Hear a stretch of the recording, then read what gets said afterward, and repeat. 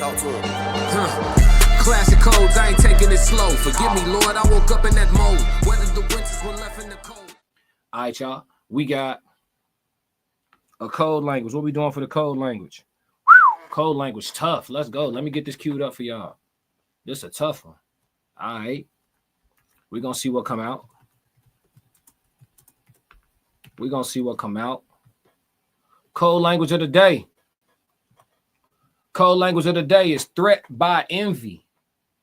Threat by envy.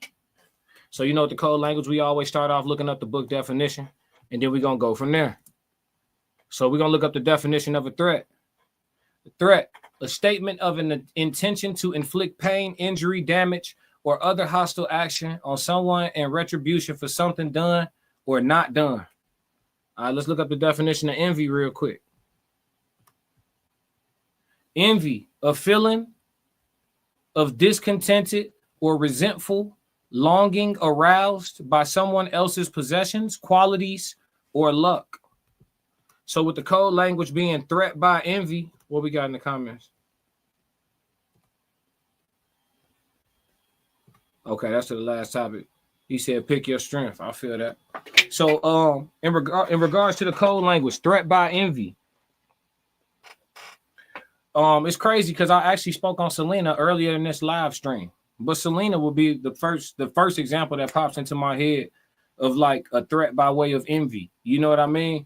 I know a lot of people believe in the concept of like keep your friends close, keep your enemies closer. But a lot of your greatest enemies used to be your friends, and you didn't even know you was keeping them close.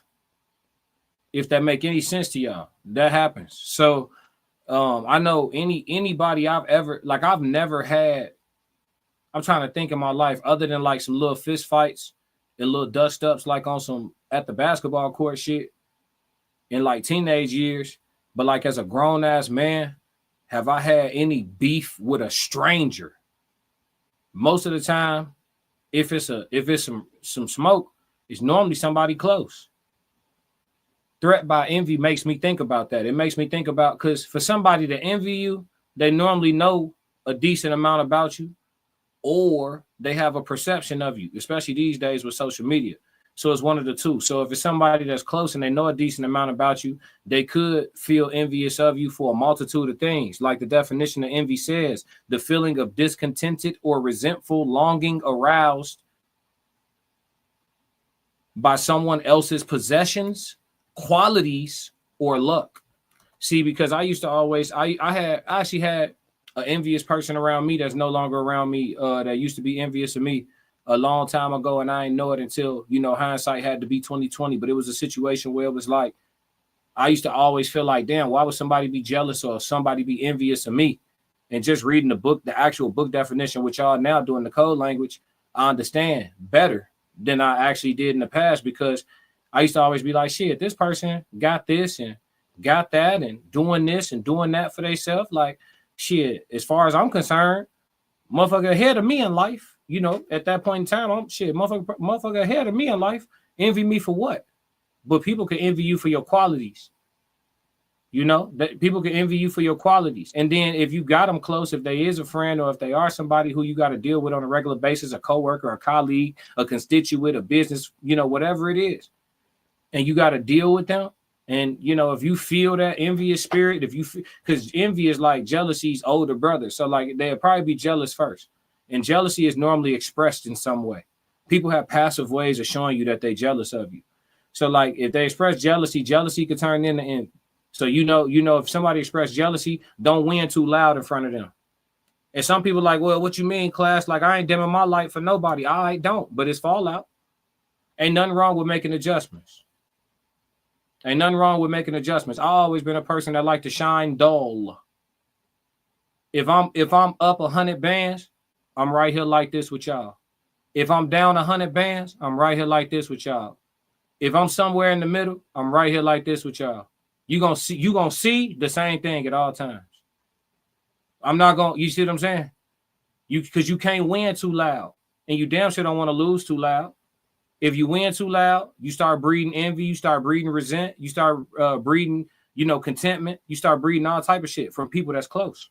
If you win too loud. If you lose too loud, people perception of you change. The people that's around you may not be around you. If the people that a lot of shit get different when people know you down in a lot of different ways. I tell you what, it's gonna let you know who for you. Both will, but one is a little bit more dangerous than the other. Losing too loud, it just puts you in a vulnerable space. Winning too loud, it puts you in a unsafe space potentially. You know, now you're in a space where somebody might steal from you. Now you're in a space where somebody might snake you, backdoor you in so many different ways. Be it emotional, physical, set you up, line you, whatever. You just never know. So threat by way of envy is definitely a deep code language to dive into, because I think that is something for all ambitious people to be mindful of for sure. And people who operate in certainty. I think the thing about me, for the people who I have fell out with in life, a lot of times it just be a situation where I don't know if they know themselves the way I know myself, but I always just been cool with being me.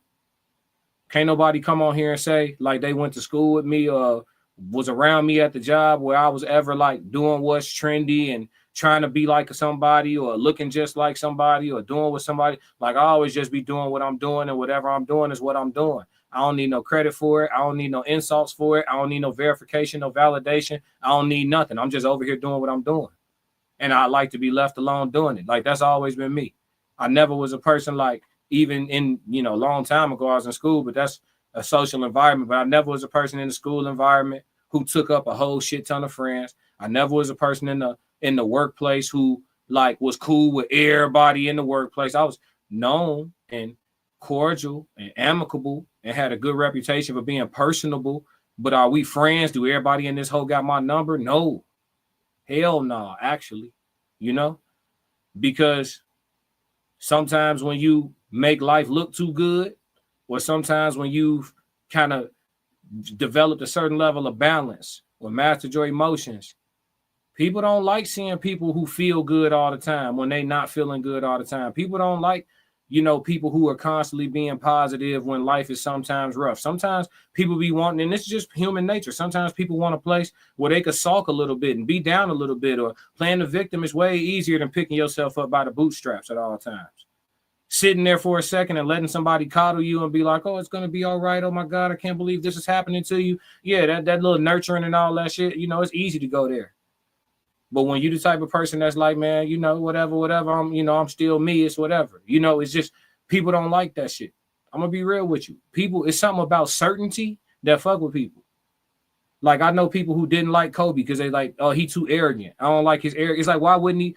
Listen, why wouldn't this guy be certain of himself? Why wouldn't this guy be confident? Or if he's got to do a post-game interview and they ask him a question about himself and he's clearly great, why wouldn't he express to you his understanding of his own greatness? And that just make you it ruffle your feathers so much. It make you so uncomfortable. Like I always thought that was weird when like confident people or boastful people who were actually what they were saying they were, like rub people the wrong way. It always made me feel weird because I'm like, what is that? Is that jealousy? Is that envy? Is that hate? What is that? Like, I remember something like it was people who didn't like Muhammad Ali. They like, oh, he talked too much trash. I'm like, he the greatest. He the heavyweight champion of the world. He defeated a whole bunch of niggas and the United States government. What is you talking about? Why wouldn't he pop his shit? And why does it rub you the wrong way when he clearly has earned the right to talk the way he talking? So then it makes me question like, shit, what is that? What is that? Why does that breed something in people? Who knows? But it does. And so somebody becoming a threat to you by way of envy is something that anybody who's on the ladder up in whatever way in life, because we've seen by the definition that it's not just about having some possessions. Sometimes it's about becoming a better version of yourself. When you just become a raw ass version of yourself, that shit might fuck with some people who knew you when you wasn't. Especially if they didn't go on a journey to improve themselves at the same time. They looking at you. They used to look at you like the homie next to me. Now they look at you like the homie in front of them. You may not feel that way, but shit, they might. And they may not even want to feel that way, but the human nature got them feeling that way. We're just having a conversation about the reality of how some of this shit go. Right or wrong is a discussion for, that's children's shit. Miles said, the nail that sticks out gets hammered. Fast and Furious, Tokyo Drift. Fact. The nail that sticks out gets hammered. Fast and Furious Tokyo Drift. That's one of my favorite movies. Who said that? Han? Who said that in the movie? Han? We finna geek out on some Fast and Furious shit right quick. But yeah, man, it's true though. It's true. So yeah, man, I think that's all I got for the code language. If you like what you just saw, support the channel. Make sure you subscribe, like, and jump in the comments. Talk to me so we could crack these codes. If you want to support the channel monetarily, go to my website and cop some merch, www.theclassiccodes.com. Or you can shoot me a Cash App. Either way, stick to the codes. Classic codes, I ain't taking it slow. Forgive me, Lord, I woke up in that mode. Weathered the winters when left in the cold. Hardened my heart.